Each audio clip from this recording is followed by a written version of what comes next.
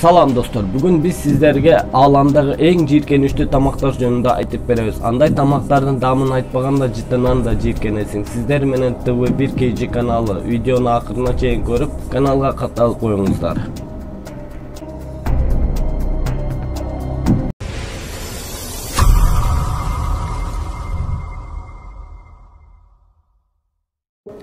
Жарканат этинен жасалган куурдак жеп көргөндөрдүн айтымында даамы тооктун этине аябай окшойт. Көпчүлүгүбүз билгендей, жарканаттар жыгачтарда жана үңкүрлөрдө бутун асманга каратып буттарын билебиз. Алар дарат сындырганда бүткүл денесин нажатка айлантат. Ушундай сассы тамакты Индонезия, Вьетнам өлкөлөрү сүйүп жешет.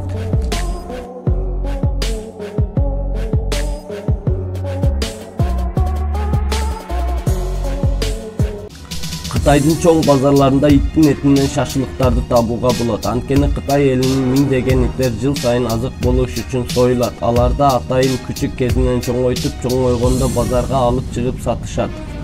Жана иттердин этинен тууздалган жана копчон ниеттерди да даярдашат. Жана башка жерлерде иттин этинен куурдак, шорпо табууга болот. Кытай элинин ишеними боюнча иттин эти адамдын бардык ооруларын айыктырат жана адамга күч-кубат берет экен. Ошондуктан Кытайда 2002 жылдан баштап иттин этинен жасалган тамактар фестивали өтүп келет. Андай көргөзмөлөр менен фестивалдарда Кытайда бир жыл ичинде 180 миңге жакын ит союлат. Адамдын эң жакын досун кантип союп жегенге болот.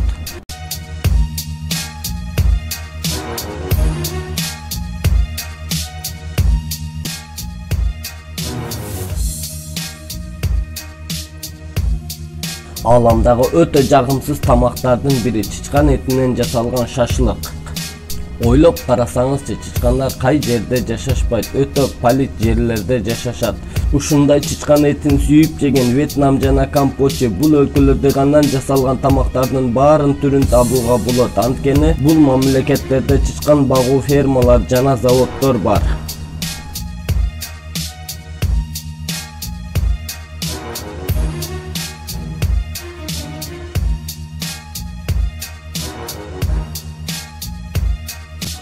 Бул чириген тоок жумурткасы.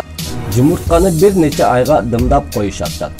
Кийин анын ичинен балапан пайда болгон кезде аны өлтүрүп, аны кайра дагы жерге дымдап коюшат. Жумурткадагы балапан өлүп, андан жагымсыз жыт чыга баштаганда ушул жумуртка түрүн балуулук деп аташат. Бул жумуртканы Филиппин эли сүйүп жесе, Индонезия өлкөсүнө экспорт кылышат.